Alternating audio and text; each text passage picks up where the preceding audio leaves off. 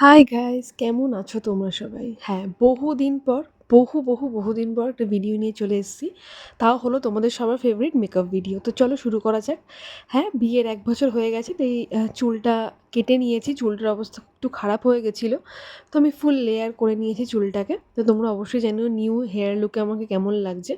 তো চলো আজকে বেরোবো একটু দেবাদেবী মিলে। অনেক দিন কোথাও বেরোনো হয় না। তো ফার্স্টে আমি নিয়ে নিলাম হাইফেনের এই ইলুমিনেটিং বেসটা।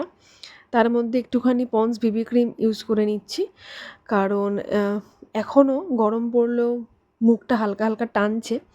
আর একদমই লাইট গ্লোই মেকআপ চাইছি আমি। গ্লো করবে বাট একদম লাইট হবে বেসটা, মানে কোনো হেভি হবে না, কোনো ফাউন্ডেশন না, কিচ্ছু না, জাস্ট একদম লাইট।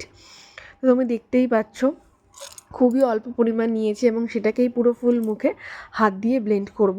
এখানে আমি কোনো ব্রাশ বা ব্লেন্ডার ইউজ করব না, কারণ যেহেতু একদম মিনিমাল মেকআপ হবে, তো পুরোটাই আমি হাত দিয়ে করারই চেষ্টা করব। তো তোমরা দেখতেই পাচ্ছ কত ইজিলি ব্লেন্ড হয়ে যাচ্ছে, যেহেতু এর মধ্যে ইলুমিনেটিং বেস রয়েছে, প্লাস তার আগে আমি ভালোভাবে স্কিন কেয়ারটা করে নিয়েছি। তো যাই হোক, তোমাদের সাথে আরেকটা জিনিসও শেয়ার করি। সেটা হলো যে অনেকেই আমাকে দেখলাম কমেন্ট করেছে নতুন ভিডিও আসছে না কেন।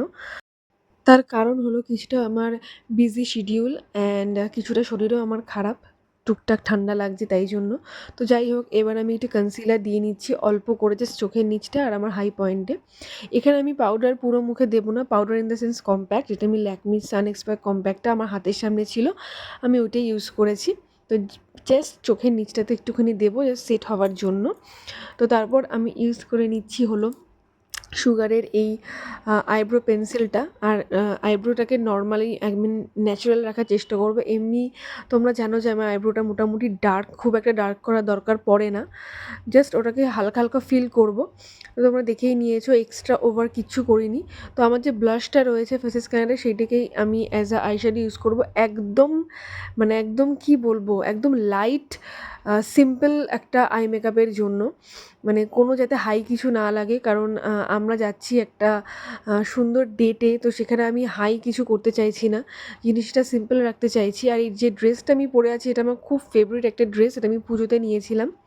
তো এরপর আমি হাইলাইটার প্যালেট থেকে অল্প করে হাইলাইটার একটুখানি দিয়ে নিচ্ছি, যাতে চোখটা একটু গ্লিটারি লাগে, একটু ব্রাইট লাগে। যেহেতু রাত্রিবেলা, সন্ধ্যাবেলা যাচ্ছি, তাও দেখো সিম্পলই লাগছে। এরপর আমি আরেকটা প্যালেট থেকে একটা গ্লিটার্স নিয়ে চোখের কোনায় দিয়ে দেবো, কারণ এই লুকটা আমার রিসেন্ট খুব ভাল লাগছে, বেশ ট্রেন্ডে রয়েছে ইনার কর্নারটা হাইলাইট করা চোখের। তো আমি সেটাই করেছি, তোমরা অবশ্যই জানিও।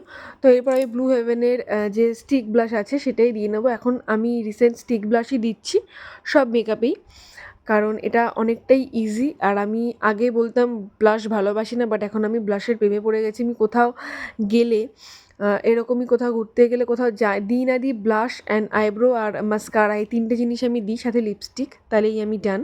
আর এখন আমি সেটাই করছি, জাস্ট হালকা একটু মেকআপটা করেছি। তো এই যে আমার ফেভারিট পার্ট হলো মাস্কারা। আর এই মাস্কারাটা দেখো, জাস্ট তোমরা নিজেরাই দেখো কি সুন্দর চোখের পাতাটাকে কতটা দেখো ডিফাইন করছে। দেখো এটা 1 কোটে, এই হলো 2 কোটে। 2 কোটে দেখো মনে হবে কোনো ফলস ল্যাশ লাগানোর দরকারই পড়বে না, এত ভালো। এটা হলো অরিফ্লেমের মাস্কারা, এটা আমি গিফট পাবা, তো এটা শেষ হলে আমি অবশ্যই আরেকটা কিনবো। তো এরপর আমি অল্প করে হাইলাইটার দিয়ে নিচ্ছি হালকা একদম, যেহেতু একটু গ্লোই লুক চাইছি আমি। অলরেডি আমার বেসের জন্য গ্লো করছিল, তোমরা সেটা অন্য একটা ক্লিপে দেখতে পাবে, কারণ এইখানে আমার আলোটা অনেকটাই কম, পুরোটা সবটা বোঝা যায় না। তোমরা দেখলে বুঝবে যে পুরো মুখটাই আমার বেশ সুন্দর গ্লো করছে। আর আমি এখানে লিপস্টিক দিয়ে নিচ্ছিল সুগার পপের এই ম্যাট লিপস্টিকটা। এটা আমি রিসেন্ট পারচেস করেছি, রিসেন্ট বলবো না, 1-2 মাস হয়ে গেছে পারচেস করেছি। তো আমি এটা পরছি, এটা হালকা একটা সুন্দর পিঙ্ক কালার, বাট এর ওপর আমি দিয়ে নিচ্ছি হলো মেবলিনের নিউড নোয়ান্স যে কালারটা রয়েছে, এই কালারটা আমার খুব ফেভারিট। আমি নিউড লিপস্টিকই বেশি ইউজ করি এখন। রেড বলো বা একটু ভাইব্রেন্ট কালার ইউজ করি যখন কোনো বিয়ে বাড়ি বা কোনো বড় অকেশন থাকে তখনই। তো এরপর আমি প্যাকের এই মাইক্রো ফিনিশিং স্প্রেটা দিয়ে নিচ্ছি, এতে আমার মেকআপটা সেট হবে অ্যান্ড ডিউই লুক দেবে একটা। তো আর এটা স্কিনের পক্ষে ভালো, এটা একদম নন কমেটোজেনিক, ঠিক আছে, ডার্মাটোলজিক্যালি টেস্টেড। তোমরা এবার দেখতে পাচ্ছ কতটা গ্লো করছে। এই হলো আমার ফাইনাল লুক। তোমরা অবশ্যই জানিও আমার লুকটাকে কেমন লাগছে। সাথে পেয়ার আপ করেছি একটা ছোট্ট কানের দুল আর হার। চলো টাটা।